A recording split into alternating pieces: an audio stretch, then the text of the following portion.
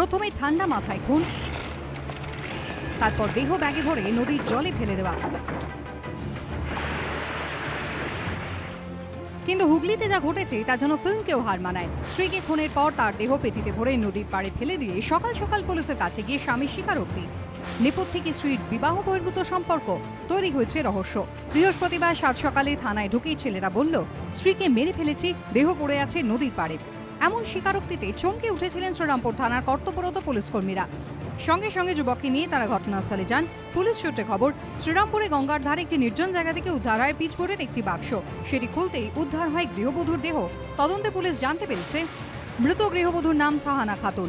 বছর দুয়েক আগে শ্রীরামপুরের মোহাম্মদ ছোটুর সঙ্গে তার বিয়ে হয়। পরিবার সূত্রে খবর, বিয়ের পর সব ঠিকঠাক চললেও গত বছর থেকে দম্পতির মধ্যে বিবাদ তুঙ্গে ওঠে। কিন্তু কি ঘিরে এত বিবাদ? কেন স্ত্রীকে খুন করলো ছোটু?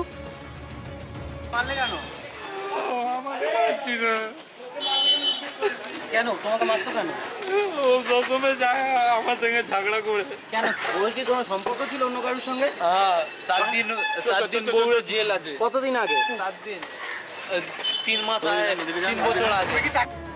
পাল্টাপনের জন্য বধূ হত্যার অভিযোগ তুলেছে মৃতের পরিবার। मोहब्बत से शादी किया।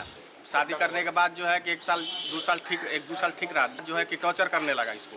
टॉर्चर करने लगा कि तुम अपना माँ से 2 लाख रुपया गाड़ी लेके आओ।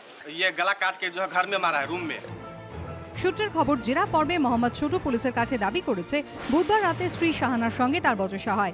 এরপরে শাহানাকে গলা টিপে খুন করে সে। জেরায় ছোটুর দাবি, ভোরে স্ত্রীর দেহ বস্তায় ভরে একটি পেটির মধ্যে ঢুকিয়ে ফেলে। এরপর বাইকের পিছনে বেঁধে নদীর পাড়ে গিয়ে পেটিটি ফেলে দেয়। বিবাহ বহির্ভূত সম্পর্কের কারণে বিবাদের জেরে খুন নাকি পণের জন্য বধূ হত্যা, দুপক্ষের এই দুই অভিযোগই খতিয়ে দেখছে পুলিশ। বধূ হত্যা ও খুনের পর তথ্য লোপাটের চেষ্টার মতো ধারায় মামলা রুজু করা হয়েছে। সৌরভ বন্দ্যোপাধ্যায়ের রিপোর্ট, এবিপি আনন্দ, হুগলি।